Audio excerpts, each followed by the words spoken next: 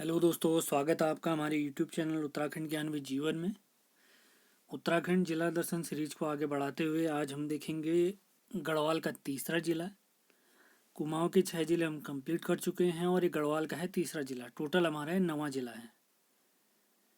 इसमें आपको कंप्लीट अपने नोट्स से मैं समझाऊंगा, उसके बाद मिलेंगे आपको MCQ और PDF आपको हमारे टेलीग्राम चैनल से मिल जाएगी। तो आज देखते हैं हम हमारा चमोली जिला यानी तीसरा जिला। और मैंने आपको बताया भी था, अब इसके बाद ये जिला जो दर्शन हमारा चल रहा है वो तो चलते रहेगा, लेकिन अब जो अगली सीरीज आपके लिए आएगी उसमें उत्तराखंड और हिंदी का कंबाइंड रूप आएगा। और अगर हो पाया तो उसमें या तो कंप्यूटर भी ऐड करेंगे या करंट अफेयर या जैसा भी होगा, या उनके वीडियो अलग देख लेंगे। लेकिन दो चीज़ें फिक्स हैं, उत्तराखंड और हिंदी। हिंदी के प्रश्नों के माध्यम से करेंगे और उत्तराखंड के वन लाइनर फॉर्मेट होंगे जो अगले वीडियो हमारे आने वाले हैं, जो आगामी हमारे कनिष्ठ सहायक और अन्य परीक्षाओं के लिए काफ़ी महत्वपूर्ण होंगे। तो ये सीरीज जो भी हमारी चल रही है इनको बहुत ध्यानपूर्वक देखें, अपने नोट्स ज़रूर बनाएं और आखिर में जो हमारा प्रैक्टिस सेट होगा तो उसके तुरंत जवाब दें सभी लोग। तो स्टार्ट करते हैं। आज का हमारा जिला चमोली, आप मैप में देख भी सकते हैं चमोली हमारा कहाँ पर स्थित है। थोड़ा बहुत मैप की अगर जानकारी ले लें इसमें,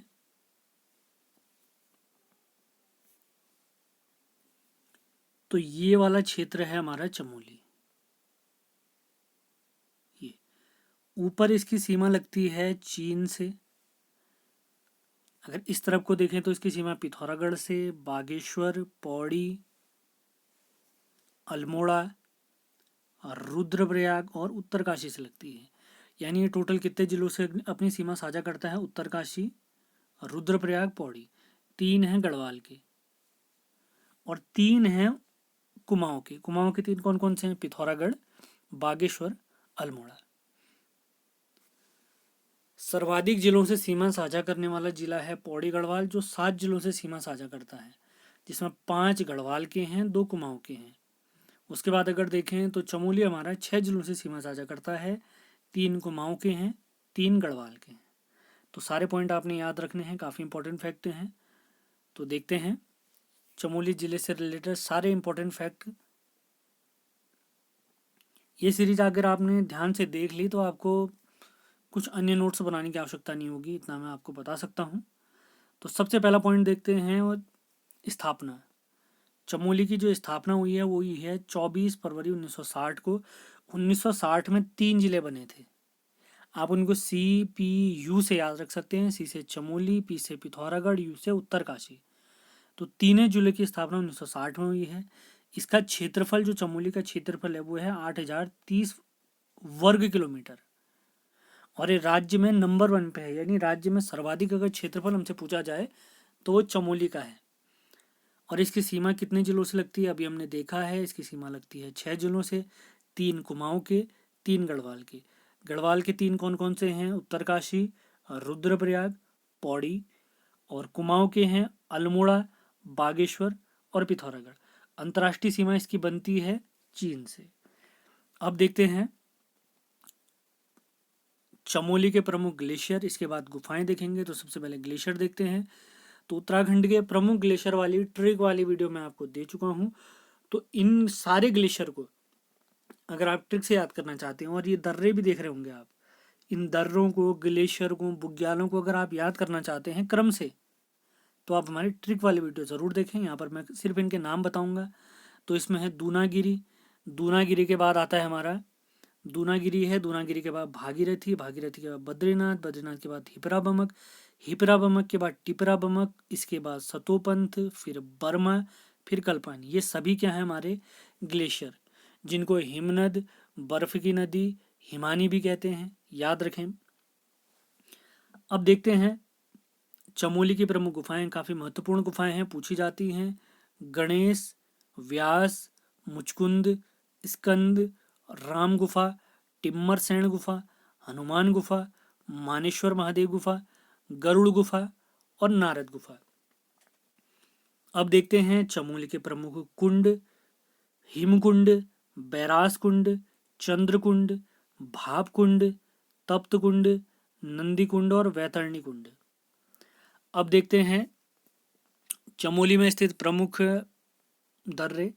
तो सबसे स्टार्टिंग में जो दर्रे दिए हैं इसने चमोली और पिथौरागढ़ के बीच में है।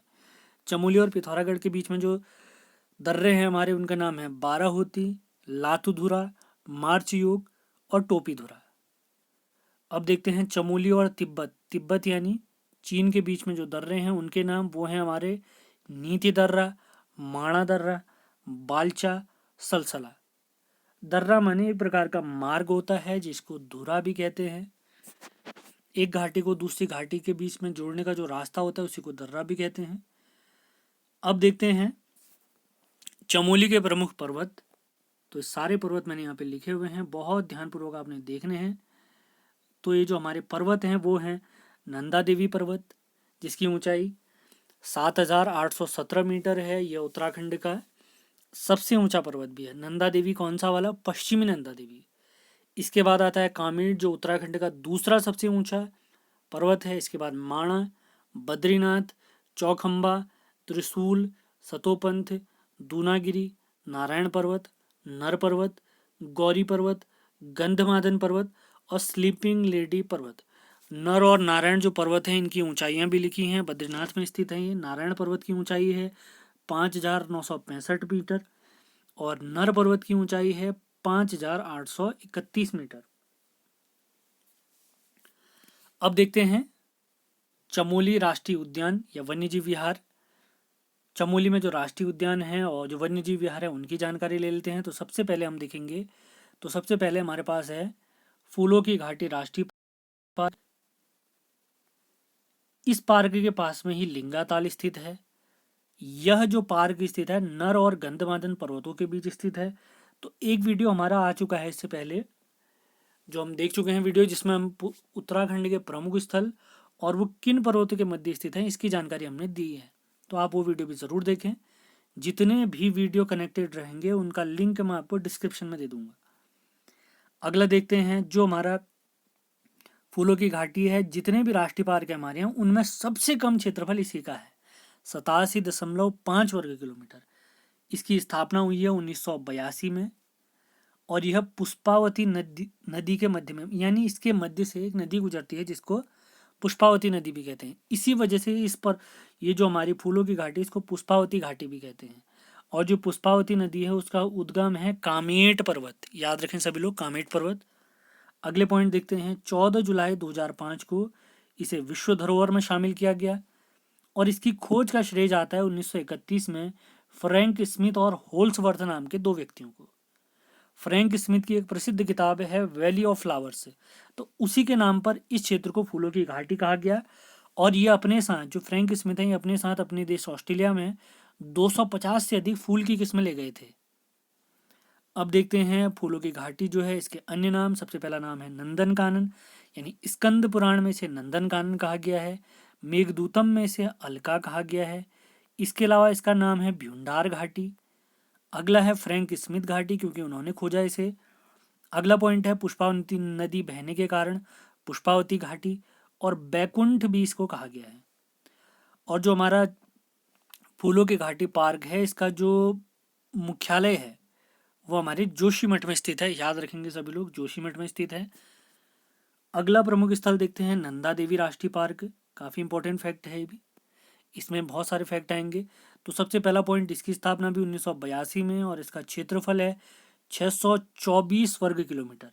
जैसे फूलों की घाटी का मुख्यालय था जोशीमठ, तो वैसे ही इसका मुख्यालय भी है जोशीमठ में। 1988 में इसको यूनेस्को की विश्व धरोहर सूची में शामिल किया गया। और काफ़ी इंपॉर्टेंट फैक्ट, 1883 यानी 1883 में सबसे पहले व्यक्ति जो यहाँ पर आए थे उनका नाम है डब्लू गार्डन। W garden. अगला देखते हैं केदार वन्यजीव विहार, जिसकी स्थापना हुई है 1972 में। इसका क्षेत्रफल है 957 वर्ग किलोमीटर और यह राज्य का सबसे बड़ा वन्यजीव विहार है, जिसका विस्तार है चमोली और रुद्रप्रयाग में। तो वन्यजीव विहार से रिलेटेड मैं आपको पहले ही वीडियो दे चुका हूं जिसमें हमने क्रम से सारे वन्यजीव विहार याद करे थे, जिसका मैं कोड आपको याद दिला देता हूं, तो आप वो वीडियो ज़रूर देख लें। गोविंद और केदार नाम के दो भाई अस्कुट की अपनी बहन सोना के बिना मसूरी और नंदौर गए। यानी जो साथ के साथ हमारे वन्य जीव विहार है वो इस कोड में आ जाते हैं। तो आप वो वीडियो ज़रूर देखें, राष्ट्रीय पार्क वाली वीडियो भी देखें, वन्य जीव विहार वाली वीडियो भी देखें। अब देखते हैं चमोली के प्रमुख स्थल। सबसे पहला आता है ग्वालदम। जो ग्वालदम क्षेत्र है यह क्षेत्र सेब और चाय के लिए प्रसिद्ध है और एसएसबी का प्रशिक्षण केंद्र भी यहीं स्थित है। अगला प्रमुख स्थल देखते हैं चमोली का जोशीमठ। इसका प्राचीन नाम कार्तिकेयपुर है और यह जो कार्तिकेयपुर है वो कत्यूरी राजाओं की राजधानी भी रही है। यहाँ पर पूर्णागिरि शक्तिपीठ की स्थापना हमारे आदि गुरु शंकराचार्य जी ने करी है। कहाँ पर? जोशीमठ में। जोशीमठ में ही हमारे जो भगवान बद्रीनाथ हैं इनका शीतकालीन पूजा स्थल है नरसिंह मंदिर। तो भगवान बद्रीनाथ का शीतकालीन पूजा स्थल नरसिंह मंदिर यह जोशीमठ में स्थित है। जोशीमठ के पास में जो सहतूत वृक्ष है, इसी वृक्ष के नीचे हमारे शंकराचार्य जी को ज्ञान की प्राप्ति हुई थी। काफ़ी इंपॉर्टेंट फैक्ट है। अगला पॉइंट देखते हैं, शंकराचार्य जी के बाद जोशीमठ के अगले शंकराचार्य जी बने थे ट्रोटकाचार्य जी। ट्रोटकाचार्य जी काफ़ी इंपॉर्टेंट फैक्ट है। इसके अलावा जो अन्य स्थल हैं यहाँ पर वो देख लेते हैं। तो अन्य स्थलों में आया शंकराचार्य गुफा, ट्रोटकाचार्य गुफा, जोगी धरना, सलधर झरना और मणिकर्णिका कुंड। ये भी हमारे जोशीमठ में ही स्थित है। अगला पॉइंट हम देखने वाले हैं गौचर। तो गौचर के बारे में सारे पॉइंट हम देखेंगे। गौचर भी काफ़ी फेमस जगह है। यह अलकनंदा नदी के तट पर बसा हुआ है। इसी के साथ साथ 7 पहाड़ियों से भी घिरा हुआ है।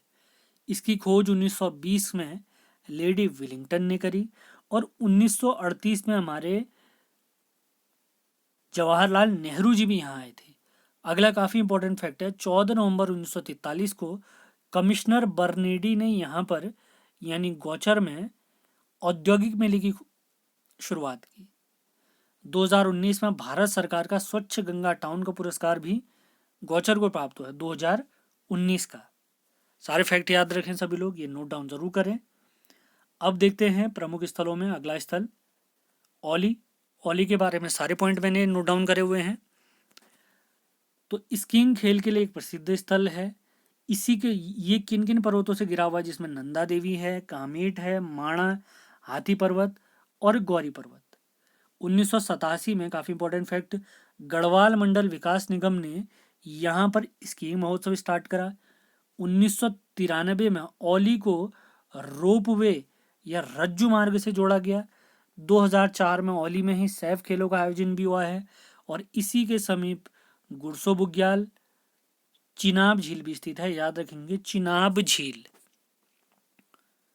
अगला स्थल देखते हैं, ये भी काफी महत्वपूर्ण है, माणा गांव।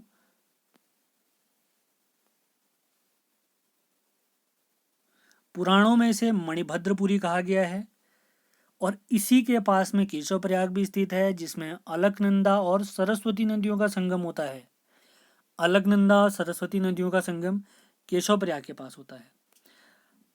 माणा गांव में ही प्राचीन शिला पुल या भीम पुल भी स्थित है सरस्वती नदी पर। काफी इंपॉर्टेंट फैक्ट, बद्रीनाथ की माता जी का मंदिर या माता मूर्ति का मंदिर ये भी हमारे माणा गांव में ही स्थित है। नीलकंठ चोटी, हाल ही में एक परीक्षा हुई थी हमारे यहाँ, वहाँ पूछा गया सवाल है गढ़वाल की रानी किस पर्वत को कहते हैं, तो नीलकंठ चोटी को ही गढ़वाल की रानी कहते हैं। ये हमारे चमोली के माणा गांव में स्थित है। इसके अलावा एक और प्रसिद्ध मंदिर घंटाकर्ण का मंदिर भी यहीं स्थित है। और मारछा जनजाति जो हमारी भोटिया जनजाति है उसी का एक हिस्सा, इनका ग्रीष्मकालीन निवास स्थान भी माणा गांव में स्थित है। यानी भोटिया जनजाति का एक हिस्सा मारछा जनजाति, उनका ग्रीष्मकालीन निवास स्थान माणा गांव में स्थित है। अगला स्थल देखते हैं हेमकुंड साहिब, काफी महत्वपूर्ण स्थल। यह स्थल भी 7 पहाड़ियों से घिरा हुआ है। 1930 में सिखों के पवित्र तीर्थ की स्थापना हुई थी। इसके पास ही हेमकुंड झील से हिमगंगा नदी निकलती है और ये स्थल हमारे सिखों के 10वें गुरु गोविंद सिंह जी की तपस्थली भी है। और हमारे हेमकुंड साहिब के कुछ अन्य नाम भी हैं, जिनको लोकपाल तीर्थ और दंड पुष्करणी तीर्थ भी कहते हैं।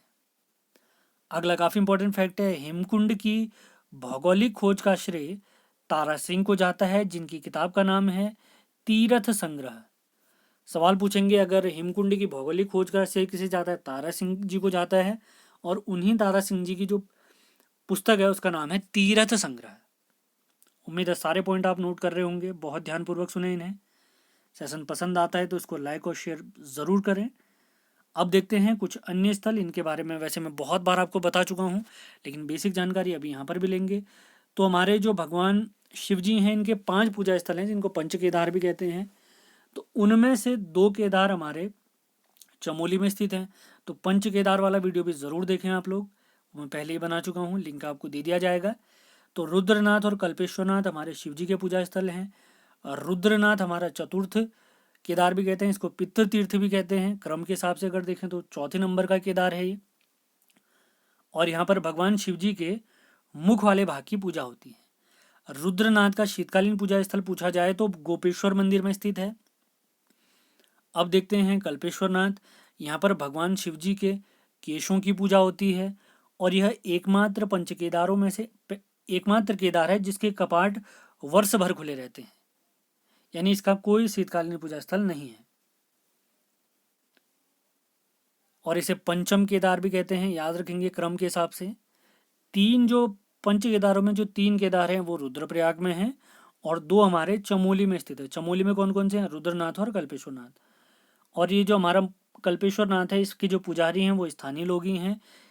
इसी के पास में उर्गम घाटी भी स्थित है और इसके निर्माता माने जाते हैं पांडव। और इनकी जो ये जो मंदिर है कल्पेश्वरनाथ, इसकी शैली मानी जाती है नागर शैली। और कल्पेश्वरनाथ के पास में ही एक कुंड है जिसको कलेवर कुंड भी कहा जाता है, कलेवर कुंड। अगला प्रसिद्ध मंदिर देखते हैं हमारा बद्रीनाथ मंदिर। ध्यान दें सभी लोग।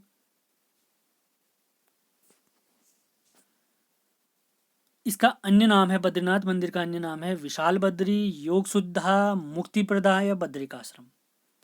यह नर और नारायण पर्वतों के मध्य स्थित है, जिसमें नर अर्जुन को दिखाते हैं और नारायण हमारे भगवान विष्णु को दिखाते हैं। समुद्र तल से इसकी ऊंचाई, बद्रीनाथ मंदिर की ऊंचाई है 3131 मीटर और यह बसा हुआ है अलकनंदा नदी के तट पर। इस मंदिर के जीर्णोद्धार का श्रेय जाता है अजय पाल जी को। काफ़ी महत्वपूर्ण सवाल है। हाल ही में एक पेपर हुआ था जो सितंबर माह में, उसमें एक सवाल पूछा गया था विश्वनाथ मंदिर का जीर्णोद्धार किसने कराया। तो बद्रीनाथ भी आपने याद रखना है। कत्यूरियों ने बद्रीनाथ मंदिर को भव्य रूप प्रदान किया है। अगला काफ़ी इंपॉर्टेंट फैक्ट है, अजय पाल जी के बाद इस मंदिर का जीर्णोद्धार किया था दौलत राव सिंधिया जी ने। बद्रीनाथ के रक्षक देवता कहे जाते हैं क्षेत्रपाल जी। काफ़ी इंपॉर्टेंट फैक्ट है। अगला देखते हैं, बद्रीनाथ मंदिर के लिए भूमि दान किया था पद्मदेव जी ने। और इसके समीप ही, बद्रीनाथ मंदिर के समीप ही एक बुग्याल है जिसको कैला बुग्याल कहा जाता है। अब देखते हैं हमारे जो बद्रीनाथ मंदिर है इसकी कुछ प्रमुख विशेषताएं। तो सारे फैक्ट आपने नोट डाउन करने हैं, काफ़ी इंपॉर्टेंट फैक्ट हैं सभी। बद्रीनाथ मंदिर के 4 भाग हैं जिनके नाम है गर्भगृह, मंडप, गुंबदाकार शिखर और सिंह द्वार। गर्भगृह में भगवान की 1 मीटर लंबी मूर्ति शालिग्राम की बनी हुई है। मंदिर की मुख्य प्रतिमा है खंडित रूप में काले रंग की है। इस मूर्ति को हमारे आदि गुरु शंकराचार्य जी ने नारद कुंड से निकाला था, याद रखें सभी लोग। इस मंदिर का शीतकालीन पूजा स्थल अभी थोड़ी देर पहले हमने जोशीमठ पढ़ा था, उसमें बता रखा है आपको। तो इसका जो शीतकालीन पूजा स्थल है वो है नरसिंह मंदिर जोशीमठ। और इसके कपाट खुलने का समय बसंत पंचमी को निर्धारित किया जाता है। बसंत पंचमी, इससे रिलेटेड एक सवाल अभी हमारी परीक्षा में पूछा गया था कि निम्न में से किसे श्री पंचमी भी कहा जाता है। तो बसंत पंचमी को श्री पंचमी भी कहा जाता है। अगला काफ़ी इंपॉर्टेंट पॉइंट, हमारे भगवान बद्रीनाथ जी को भात का भोग लगाया जाता है। और मंदिर की कुल ऊंचाई अगर पूछेंगे तो ये 15 मीटर इसकी ऊंचाई है। कुछ अन्य पॉइंट और देखते हैं हमारे बद्रीनाथ मंदिर से रिलेटेड। मंदिर मुगल शैली की तरफ विकसित है और इसका जो द्वार है धनुषाकार है, इसलिए इस मंदिर की शंकुधारी शैली भी कही जाती है। मुगल शैली के साथ साथ शंकुधारी शैली भी मानी जाती है इस मंदिर की। इस मंदिर के जो पुजारी हैं वो रावल पुजारी हैं, हमारे शंकराचार्य जी के वंशज हैं ये। और ये जो ब्राह्मण हैं ये केरल के नंबूदरी ब्राह्मण हैं। यहाँ जो पूजा पाठ करते हैं वो कहाँ के ब्राह्मण हैं, केरल के नंबूदरी ब्राह्मण हैं। और किसके वंशज हैं, हमारे शंकराचार्य जी के वंशज हैं। और किस नाम से जाने जाते हैं, रावल नाम से जाने जाते हैं। मंदिर में पूजा के लिए केरल से नारियल और सुपारी भेंट की जाती है, जबकि कर्नाटक से चंदन का भोग लगाया जाता है। यानी जो चंदन का भोग होता है वो कर्नाटक से लाया जाता है, नारियल और सुपारी केरल से लाई जाती है। उम्मीद है सारे फैक्ट आप नोट डाउन कर रहे होंगे, बहुत ध्यानपूर्वक देखें। अब देखते हैं रूपकुंड। रूपकुंड को रहस्यमयी ताल भी कहते हैं या कंकाली ताल भी कहते हैं, काफ़ी इंपॉर्टेंट फैक्ट हैं। यह त्रिशूली पर्वत के तट पर बसा हुआ है। किस पर्वत के तट पर? त्रिशूली पर्वत। और यहीं से रूपकुंड से रूपगंगा नदी का भी उद्गम होता है। 1942 या 43 में यहाँ से जो नरकंकाल प्राप्त होते थे, इनका पहली बार खोज हुई है। और मान्यता अनुसार यहाँ से जो कंकाल प्राप्त होते हैं वो राजा यश धवल और रानी बलपा और उनके सैनिकों के हैं, ऐसी मान्यता है हमारे पुराणों के अनुसार। 1956 से 58 के बीच में स्वामी प्रणवानंद जी ने रूपकुंड पर काफ़ी शोध किया था, और डीएनए टेस्ट से पता चलता है कि यहाँ की जो कंकाल हैं वो कोंकण तट के चितपावन ब्राह्मणों के हैं। ये भी काफ़ी इंपॉर्टेंट फैक्ट हैं, नोट डाउन ज़रूर करें सभी लोग। अगला देखते हैं गैरसैंण के बारे में, जो हमारी ग्रीष्मकालीन राजधानी बन चुकी है।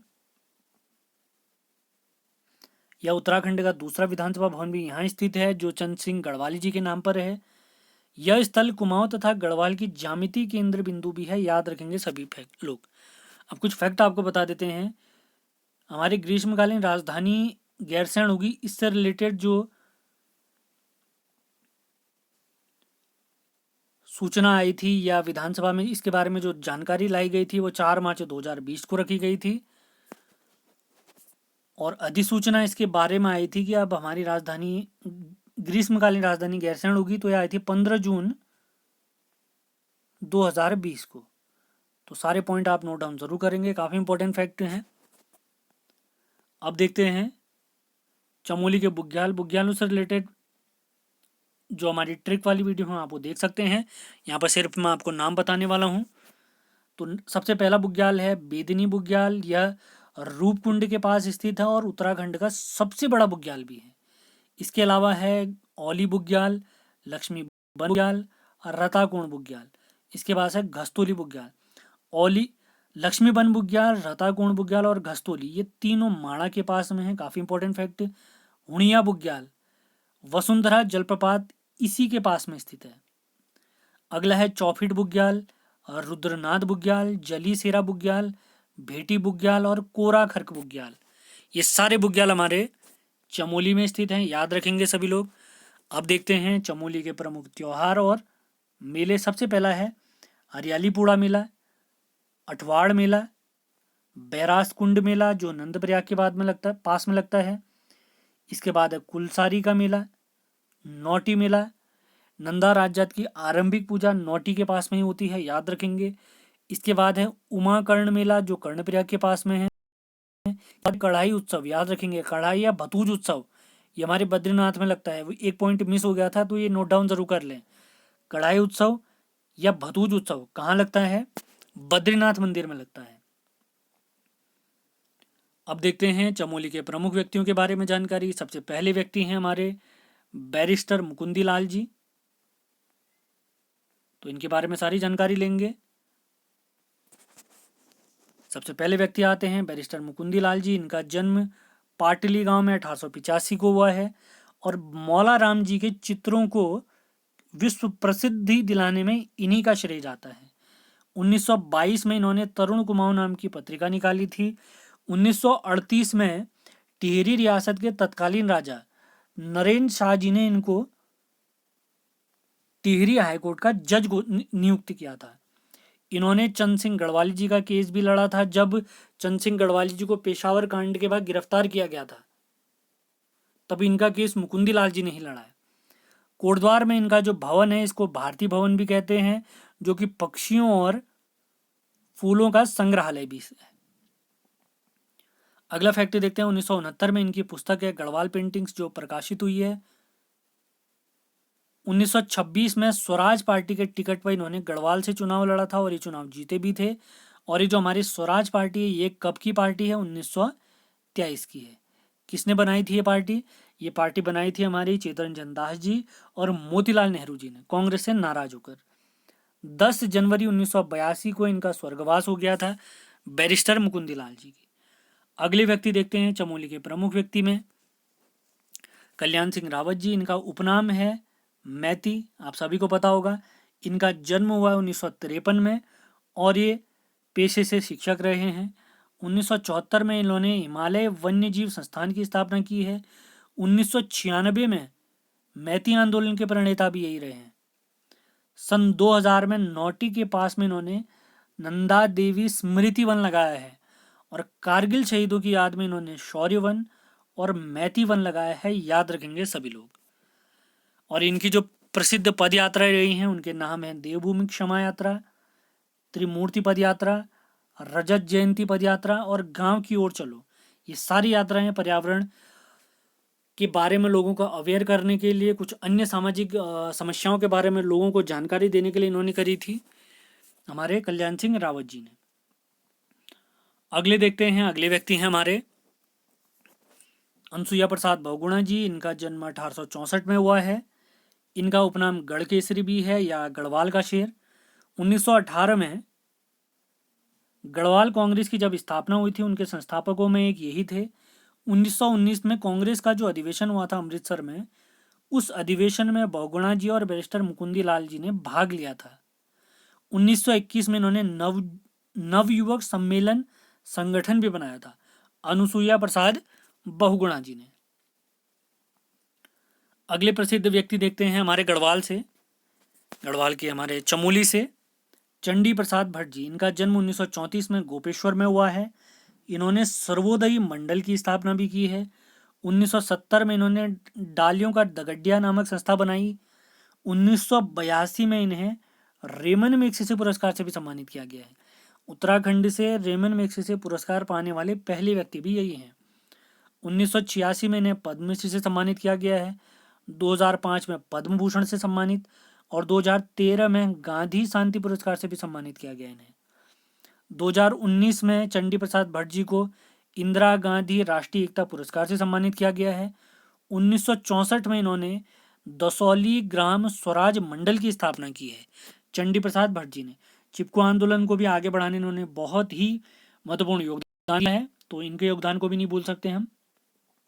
चिपको आंदोलन को गौरा देवी, सुंदरलाल बहुगुणा जी और चंडी प्रसाद भट्ट जी ने काफ़ी आगे पहुंचा है, विश्व रूपी ख्याति दी। अगले प्रमुख व्यक्ति हैं गौरा देवी जी। इनको चिपको वुमन भी कहते हैं। इनका जन्म 1935 में लाता गांव में हुआ था। इनके पति मेहरबान सिंह जी हैं। 1986 में इनको प्रथम वृक्ष मित्र पुरस्कार से भी सम्मानित किया गया। इनका निधन हुआ है 4 जुलाई 1991 में। अगले व्यक्ति देखते हैं भवानी सिंह रावत जी। ये गढ़वाल राइफल के सैनिक रहे हैं, अशोक चक्र से सम्मानित भी रहे हैं। 1984 में ऑपरेशन ब्लू स्टार के दौरान ये शहीद हो गए थे। याद होगा, सिख जो आतंकवादी थे यानी जो खालिस्तान की मांग करते थे, वो अमृतसर मंदिर में घुस गए थे, तो उनको अमृतसर मंदिर से बाहर निकालने के लिए ऑपरेशन ब्लू स्टार चलाया था इंदिरा गांधी ने, तो उसी के दौरान की ये घटना है। अगले प्रसिद्ध व्यक्ति हैं परिमार्जन नेगी। ये शतरंज के काफ़ी फेमस खिलाड़ी रहे हैं, उत्तराखंड के सबसे युवा ग्रैंड मास्टर भी रहे हैं और 2010 में इन्हें अर्जुन पुरस्कार से भी सम्मानित किया गया है। आप लोग के लिए एक सवाल है, सभी लोग जवाब जरूर देंगे। अर्जुन पुरस्कार की स्थापना यानी शुरुआत किस वर्ष हुई है? अगर आपको पता है तो ज़रूर लिख के बताएं। अगला देखते हैं चमोली के कुछ प्रमुख वन आंदोलन, जिसमें सबसे पहले है हमारा चिपको आंदोलन। ये तो काफ़ी इंपॉर्टेंट है। इसकी शुरुआत 1954 में रैणी गांव में हुई और गौरा देवी जी को इसका शुरुआत करने का श्रेय जाता है। इसके कुछ प्रमुख नारे हैं, वो नारा देखते हैं। क्या है इस जंगल के उपकार, मिट्टी पानी और बयार, जिंदा रहने के आधार। अगला प्रसिद्ध नारा है मारो गोली और काट लो हमारा मायका। ये हमारी गौरा देवी जी ने दिया था, याद रखेंगे सभी लोग चिपको आंदोलन के दौरान। आंदोलन को प्रसिद्धि दिलाने का श्रेय चंडी प्रसाद भट्ट जी और सुंदरलाल बहुगुणा जी को जाता है। बहुगुणा जी का नारा था हिमालय बचाओ देश बचाओ। ये काफ़ी इंपॉर्टेंट फैक्ट है, याद रखेंगे सभी लोग। सुंदरलाल बहुगुणा जी से रिलेटेड भी हमारी एक वीडियो है, ज़रूर देखें सभी लोग। अगला आंदोलन है चमोली का जो छपटो छीनो आंदोलन। इसकी शुरुआत 21 जून 1998 को लाता गांव से हुई है, जिसका उद्देश्य नंदा देवी पार्क का प्रबंधन जनता के हाथों में देना था। झपटो छीनो आंदोलन। अब देखते हैं चमोली की कुछ प्रमुख परियोजनाएं। चमोली काफ़ी बड़ा जिला है, इसलिए काफ़ी टाइम लग रहा है, लेकिन बहुत ध्यानपूर्वक देखें, आपके सारे नोट्स कवर होंगे। नोट्स कवर होने के साथ साथ अभी हम इसके MCQ भी लगाएंगे, महत्वपूर्ण प्रश्नोत्तरी। तो प्रमुख परियोजनाएं देखते हैं। सबसे पहली परियोजना है राजभक्ति परियोजना, ये नंदाकिनी नदी पर है। अगली परियोजना विष्णुगाल पीपल कोटी परियोजना, जो अलकनंदा नदी पर है, 444 मेगावाट की। ऋषिगंगा परियोजना ऋषिगंगा नदी पर है। बगौली डैम पिंडर नदी पर। मेलखेत डैम पिंडर नदी पर। पाडुली डैम पिंडर नदी पर। देवसारी परियोजना पिंडर नदी पर। ये चारों परियोजना, बगोली डैम, मेलखेत डैम, पाडुली डैम और देवसारी परियोजना, ये तीनों परियोजनाएं पिंडर नदी पर है। और देवसारी जो परियोजना है वो 252 मेगावाट की है। इसके बाद है उर्गम परियोजना, जो कल्पगंगा नदी पर है। उर्गम परियोजना है, उर्गम घाटी भी चमोली में ही है। उर्गम परियोजना है कल्पगंगा नदी पर। इसके बाद आती है तपोवन विष्णुगार परियोजना, जो पश्चिमी धौलीगंगा पर है। इसकी क्षमता 520 मेगावाट है, याद रखें सभी लोग। इसके बाद आती है गोहना ताल जल विद्युत परियोजना, जो विरही गंगा पर है और कितने मेगावाट की है, 60 मेगावाट की है। उम्मीद है सारे पॉइंट आपको पसंद आ रहे होंगे। सेशन पसंद आ रहा है तो इसको लाइक और शेयर ज़रूर करें, ऐसे वीडियो हम लगातार लाते रहेंगे। अब देखते हैं चमोली की कुछ प्रमुख घाटियां। घाटियों से रिलेटेड भी मैं आपके लिए, उत्तराखंड की सभी घाटियों से रिलेटेड एक वीडियो मैं आपके लिए पहले ही ला चुका हूं, तो ज़रूर देखो वीडियो। तो सबसे पहली घाटी है चिनाब घाटी। इसका अन्य नाम है दूसरी फूलों की घाटी, और इसी के पास में नंदूताल और स्वानुताल भी स्थित है। अब आती है हमारी सोल घाटी। इसके बाद है निजमुला घाटी। इसके बाद आती है पागल नाला घाटी। तो इसी के साथ हमारे सारे फैक्ट कवर होते हैं जो हमारे चमोली से रिलेटेड थे। मैंने सारे कंप्लीट फैक्ट नोट डाउन कराए हैं, तो इनको बहुत ध्यानपूर्वक आप सुने, नोट डाउन ज़रूर करें। तो अब देखते हैं हमारा जो प्रैक्टिस सेट है। प्रैक्टिस सेट में टोटल हमारे पास 30 सवाल हैं, तो तुरंत जवाब देते रहेंगे सभी लोग, और मैं भी आंसर बताते रहूँगा। ज़्यादा टाइम वेस्ट नहीं करेंगे क्योंकि हम इसको पहले ही पढ़ चुके हैं। तो सबसे पहला सवाल है आज का, नंदा राज्यात यात्रा का 16वां पड़ाव बताइए। पहला पड़ाव तो मैंने आपको अभी स्टार्टिंग में बताया था, नौटी के पास में है, यानी प्रारंभिक पूजा उसकी वहीं पर होती है। तो आपने बताना है नंदा राज्यात यात्रा जो है, इसका 16वां पड़ाव कौन सा है, उसका नाम क्या है। तो इसका सही जवाब है, मैं लिख देता हूं, शिला समुद्र। शिला समुद्र, शिला समुद्र। दूसरा सवाल देखते हैं आज का, 20वीं शताब्दी की पहली नंदा राज्यात यात्रा किस वर्ष हुई। दूसरा सवाल, 20वीं शताब्दी की पहली नंदा राज्यात यात्रा किस वर्ष हुई। तुरंत जवाब देते रहें सभी लोग। आज का दूसरा सवाल है, 20वीं शताब्दी माने सन 1900 से 2000 के बीच में, ये 20वीं शताब्दी होगी। अभी 2000 के बाद जो भी समय चल रहा है वो 21वीं शताब्दी का चल रहा है। तो इसका सही जवाब है इस क्वेश्चन का है 1905। 20वीं शताब्दी की पहली नंदा राज्यात यात्रा 1905 में हुई है। अब देखते हैं आज का तीसरा सवाल, परिमार्जन नेगी को अर्जुन पुरस्कार किस वर्ष प्राप्त हुआ है, यानी किस वर्ष इन्हें अर्जुन पुरस्कार से सम्मानित किया गया है। परिमार्जन नेगी जी को अर्जुन पुरस्कार से किस वर्ष सम्मानित किया गया है, तुरंत जवाब देंगे सभी लोग। तो इसका सही जवाब है 2010 में। परिमार्जन नेगी को अर्जुन पुरस्कार 2010। अगला सवाल है आज का चौथा सवाल, गौरा देवी जी को वृक्ष मित्र पुरस्कार किस वर्ष दिया गया है। गौरा देवी जी को वृक्ष मित्र पुरस्कार किस वर्ष दिया गया है। अभी थोड़ी देर पहले आपको मैंने बताया भी था इस बारे में, चिपको वुमन भी कहते हैं इन्हें। तो इसका सही जवाब है चौथे सवाल का नवंबर 1986। नवंबर 1986। अगला सवाल देखते हैं आज का हमारा पांचवा सवाल। जिसने वीडियो ध्यान से देखा होगा उसको याद भी होगा ये, दसौली ग्राम स्वराज मंडल के संस्थापक बताइए। आज का 5वां सवाल। दसौली ग्राम स्वराज मंडल के संस्थापक बताइए। दसौली ग्राम स्वराज मंडल के संस्थापक बताइए।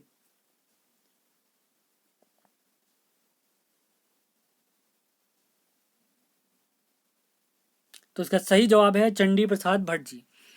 दसौली ग्राम स्वराज मंडल के संस्थापक है हमारे चंडी प्रसाद भट्ट जी। अब देखते हैं आज का छठा सवाल। छठा सवाल है हमारा, अनुसुईया प्रसाद बहुगुणा जी किस वर्ष कांग्रेस के अमृतसर अधिवेशन में शामिल हुए थे? दो लोग शामिल हुए थे, दूसरे व्यक्ति हमारे बैरिस्टर मुकुंदी लाल जी थे। तो हमने बताना है तो ये अमृतसर अधिवेशन किस वर्ष हुआ था। ये दोनों शामिल तो हुए थे, लेकिन ये दोनों किस वर्ष शामिल हुए थे हमें बताना है। तो इसका सही जवाब है 1919। 1919 के अमृतसर अधिवेशन में शामिल हुए थे। अगले सवाल की तरफ चलते हैं। आज का 7वां सवाल, हिमालय वन्यजीव संस्थान की स्थापना किसने की है? हिमालय वन्यजीव संस्थान की स्थापना किसने की है? अभी थोड़ी देर पहले हमने पढ़ा था इनके बारे में।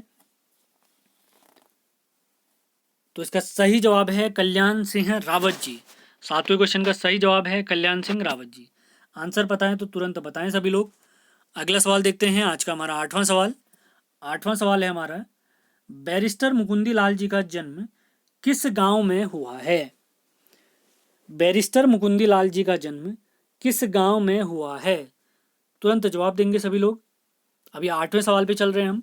टोटल हमारे पास 30 सवाल हैं। बैरिस्टर मुकुंदी लाल जी का जन्म किस गांव में हुआ है? तो इसका सही जवाब है पाटली गांव। 8वें सवाल का सही जवाब है पाटली गांव। अगला सवाल देखते हैं। आज का 9वां सवाल, गढ़वाल पेंटिंग पुस्तक किस वर्ष प्रकाशित हुई? बैरिस्टर मुकुंदी लाल जी हैं इसके लेखक, ये तो हम जानते ही हैं, लेकिन सवाल है गढ़वाल पेंटिंग्स नामक जो पुस्तक है ये किस वर्ष प्रकाशित हुई है? गढ़वाल पेंटिंग्स नामक पुस्तक किस वर्ष प्रकाशित हुई है? And the right answer is 1969 यानी 1969 में। 1969 में। अगले सवाल की तरफ चलते हैं। बधानगढ़ी मंदिर, चमोली में स्थित एक मंदिर है बधानगढ़ी मंदिर, ये किस घाटी में स्थित है हमने बताना है। किस वैली में स्थित है हमने बताना है। आज का हमारा 10वां सवाल। 20 सवाल और बचते हैं, तो लगातार बने रहे वीडियो में, बहुत ध्यानपूर्वक सुने। 31 तारीख को हमारा पेपर है, जल्दी से जल्दी अपना रिवीजन निपटा लें। बधानगढ़ी मंदिर किस घाटी में स्थित है? तो इसका सही जवाब है, आज का हमारा 10वां सवाल है, चिल्ला घाटी। चिल्ला घाटी में।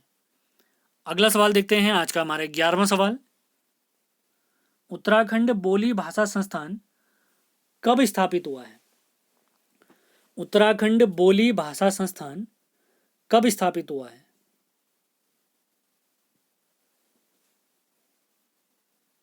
उत्तराखंड बोली भाषा संस्थान चमोली में स्थित है। तो हमने बताना है इसकी स्थापना किस वर्ष हुई है। तो इसका सही जवाब है, आज के हमारे 11वें सवाल का सही जवाब है 2016 में। 2016 में। अगले सवाल की तरफ चलते हैं।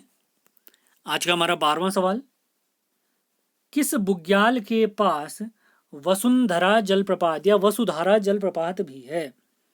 किस बुग्याल के पास वसुंधरा या वसुधारा जलप्रपात स्थित है? आज का हमारा 12वां क्वेश्चन है, काफी इंपॉर्टेंट सवाल है, तो सभी लोग जवाब देते रहें। तो 12वें क्वेश्चन का सही जवाब है हुणिया बुग्याल। तो बुग्याल अभी थोड़ी देर पहले बताए थे, और इनको क्रम से यानी ट्रिक से याद करना चाहते हो तो हमारी ट्रिक वाली वीडियो ज़रूर देखें, लिंक मैंने डिस्क्रिप्शन में दे रखे हैं। ये वीडियो देखने के बाद जितनी भी ट्रिक वाली वीडियो हैं सारी देख लें, सारी निपटा लें, आपको बहुत फायदा होने वाला है। आज के 13वें सवाल की तरफ चलते हैं। उत्तराखंड का दूसरा विधानसभा भवन किनके नाम पर है? दूसरा विधानसभा भवन कहाँ पर है ये मैंने बताया, और किनके नाम पर है ये भी बताया था। तो दूसरा जो विधानसभा भवन है वो हमारे गैरसैंण में स्थित है, लेकिन सवाल है ये किनके नाम पर स्थित है, यानी किनके नाम पर रखा गया हमारा जो दूसरा विधानसभा भवन गैरसैंण में है। 13वां सवाल है आज का, उत्तराखंड का दूसरा विधानसभा भवन किनके नाम पर है? And the right answer is Veer Chand Singh Garhwali ji के नाम पर हमारा दूसरा विधानसभा भवन है। अगले सवाल की तरफ चलते हैं, आज के हमारे 14वें सवाल की तरफ। किस स्थल को दंड पुष्करणी तीर्थ भी कहा जाता है? किस स्थल को दंड पुष्करणी तीर्थ भी कहा जाता है? लक्ष्मण गंगा नदी निकलती थी यहाँ से, याद आ रहा होगा आपको। 7 पहाड़ियों से भी घिरा हुआ है और हमारे गुरु गोविंद सिंह जी ने तपस्या भी की थी यहाँ पर। अब तो याद जरूर आया होगा। दंड पुष्करिणी तीर्थ भी कहा जाता है, तो इसका सही जवाब है हेमकुंड।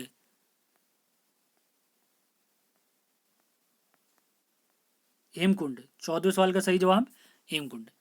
अगले सवाल की तरफ चलते हैं, आज के हमारे 15वें सवाल की तरफ। रूपकुंड किस पर्वत की तलहटी पर है? रूपकुंड किस पर्वत की तलहटी पर है? रहस्यमयी ताल है रूपकुंड, हम जानते हैं, मैंने बताया था आपको। रूपकुंड किस पर्वत की तलहटी पर बसा हुआ है? आज का हमारा 15वां सवाल, काफी महत्वपूर्ण सवाल। तो इसका सही जवाब है रूपकुंड हमारा बसा हुआ है त्रिशूली पर्वत के तट पर। त्रिशूली पर्वत के तट पर। अगले सवाल की तरफ चलते हैं, आज के हमारे 16वें सवाल की तरफ। किस चोटी को गढ़वाल की रानी भी कहा जाता है? किस पर्वत चोटी को गढ़वाल की रानी भी कहा जाता है? बताया था मैंने आपको, नोट डाउन जरूर करा होगा आपने। किस चोटी को गढ़वाल की रानी भी कहा जाता है? काफी महत्वपूर्ण सवाल है। किस चोटी को गढ़वाल की रानी भी कहा जाता है? And the right answer is Neelkanth चोटी। हाल ही में एक परीक्षा में पूछा गया सवाल भी है, तो इसका सही जवाब है नीलकंठ चोटी। कुछ दिनों में आपके लिए उत्तराखंड की करंट अफेयर की वीडियो भी लाई जाएंगी, 3-3 महीने करके। सबसे पहले जनवरी, फरवरी और मार्च, यानी 2021 के जनवरी, फरवरी और मार्च की वीडियो आएगी। उसके बाद अप्रैल, मई और जून, यानी इस साल का लगभग सितंबर या अगस्त तक का करंट अफेयर पूरा करा दिया जाएगा आपको, उत्तराखंड का खासकर। अगला सवाल देखते हैं, किस जनजाति का ग्रीष्मकालीन निवास स्थान? किस जनजाति का ग्रीष्मकालीन निवास स्थान माणा है? काफी बढ़िया से समझाया था मैंने आपको।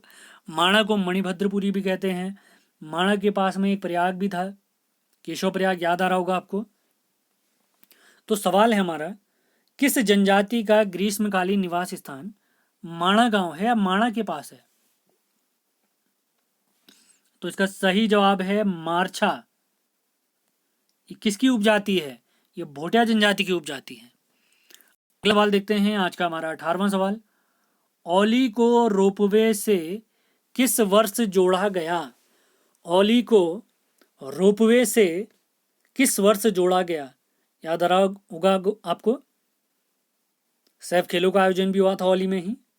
तो हमसे पूछा गया है रोपवे या रज्जू मार्ग से औली को किस वर्ष जोड़ा गया है? तो इस क्वेश्चन का सही जवाब है 1993। सभी लोग तुरंत जवाब देते रहे।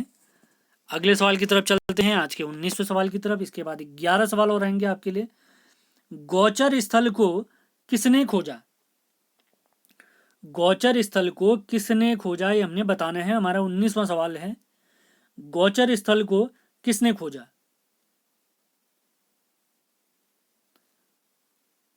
तो 19वें सवाल का सही जवाब है लेडी विलिंगटन। Lady Willingdon. और कब खोजा इन्होंने? 1920 में इसको खोजा है। गौचर की खोज 1920 में लेडी विलिंगटन जी ने करी है। अगला सवाल देखते हैं, आज का 20वां सवाल। गौचर में औद्योगिक मेले की शुरुआत कब हुई? गौचर में औद्योगिक मेले की शुरुआत कब से हुई है, ये हमने बताना है। काफी महत्वपूर्ण सवाल है। आज का 20वां सवाल, गौचर में औद्योगिक मेले की शुरुआत कब हुई है? गौचर में औद्योगिक मेले की शुरुआत, तो इसका सही जवाब है 14 नवंबर 1943। 1938 में आपको याद होगा नेहरू जी यहाँ आए थे, तो उन्हीं का जन्म याद रखें। 14 नवंबर को हमारे नेहरू जी का जन्म होता है। तो नेहरू जी के आने के ठीक 5 साल बाद कमिश्नर बर्नेडी ने गौचर में औद्योगिक मेले की शुरुआत करी है। अब चलते हैं अंतिम 10 सवालों की तरफ। तो उसमें सबसे पहला सवाल यानी 21वां सवाल है, शंकराचार्य जी को ज्ञान प्राप्ति किस स्थल में है, यानी कहाँ प्राप्त हुई थी ज्ञान की प्राप्ति। आपको याद आ रहा होगा सहतूत वृक्ष हमने पढ़ा था, लेकिन वो वृक्ष कहाँ पर स्थित है, याद करें सभी लोग। शंकराचार्य जी को ज्ञान की प्राप्ति कहाँ हुई। 21वां सवाल है आज का, कौन सी जगह पे इनको ज्ञान की प्राप्ति हुई है। शंकराचार्य जी को ज्ञान की प्राप्ति कहाँ हुई है, काफी महत्वपूर्ण सवाल है। चमोली बड़ा जिला है इसलिए समय भी ज़्यादा लग रहा है। एक लेक्चर में इतने बड़े जिले को लाना बहुत कठिन बात होती है, लेकिन हमने कोशिश करी है कम से कम समय में आपको कंप्लीट जिला करा जाए। ध्यानपूर्वक वीडियो देखने हैं आपने, पुराने वीडियो भी ज़रूर देखें, प्रैक्टिस सेट देखें हमारे, बहुत फ़ायदा होगा आपको। और अगले वीडियो से आपके लिए हिंदी के सवाल भी आने स्टार्ट हो जाएंगे। शंकराचार्य जी को ज्ञान की प्राप्ति हुई है सहतूत वृक्ष के नीचे जोशीमठ में। याद रखें सभी लोग, कहाँ पर, जोशीमठ। ये वही जोशीमठ है जहाँ पर नरसिंह मंदिर है, जो हमारे बद्रीनाथ जी का शीतकालीन पूजा स्थल भी है। अगला सवाल देखिए, वही सवाल आ भी चुका है, भगवान बद्रीनाथ जी का शीतकालीन पूजा स्थल बताइए। तो ये मैं आपको बता चुका हूँ, ये कहाँ है, जोशीमठ में है। और इस मंदिर का नाम क्या है, इस मंदिर का नाम है नरसिंह मंदिर। नरसिंह मंदिर। सारे पॉइंट आपने डिक्टो याद करने हैं, काफ़ी मेहनत करने की आवश्यकता है।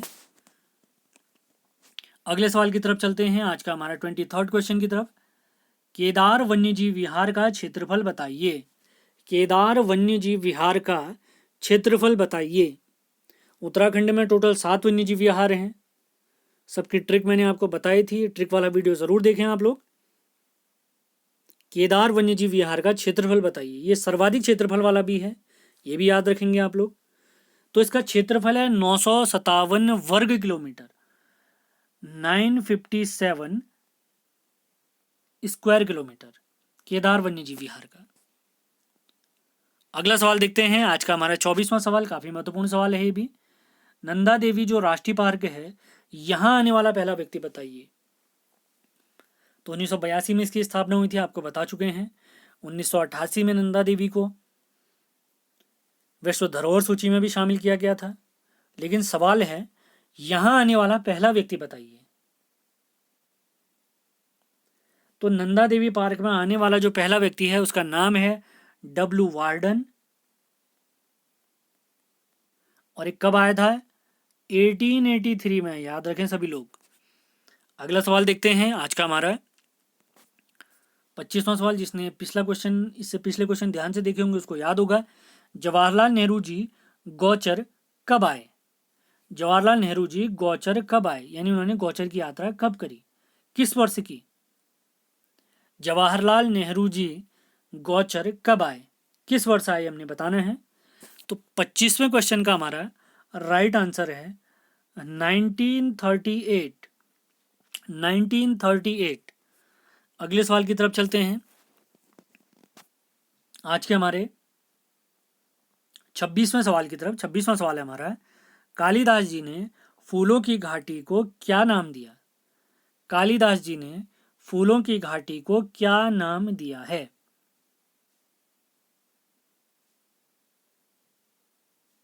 आज का हमारा 26वां सवाल है, काफी महत्वपूर्ण सवाल है। फूलों की घाटी के बहुत सारे नाम थे, बैकुंठ था, भ्यूंडार घाटी था, पुष्पावती घाटी था। तो 26वें क्वेश्चन का राइट आंसर है अलका। नंदन कानन भी था, याद होगा आपको। तो कालिदास जी ने फूलों की घाटी को अलका कहा है। अगला सवाल देखते हैं, आज का 27वां सवाल।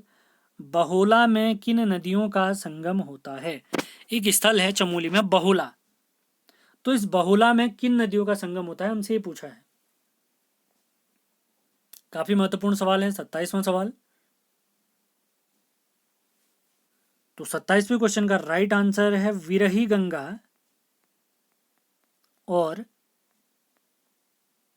अलकनंदा नदियों का संगम होता है कहां पर, बहोला नामक स्थल पर।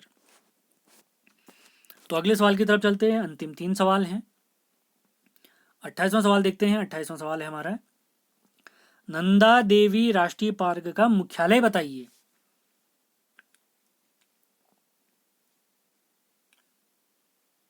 नंदा देवी का मुख्यालय भी वहीं है और फूलों की घाटी का मुख्यालय भी वहीं है। तो कहाँ है ये आप बताएं। आज का 28वां सवाल है, इसके बाद 2 सवाल बचते हैं हमारे, तो तुरंत जवाब दे सभी लोग, टाइम बिल्कुल वेस्ट न करें।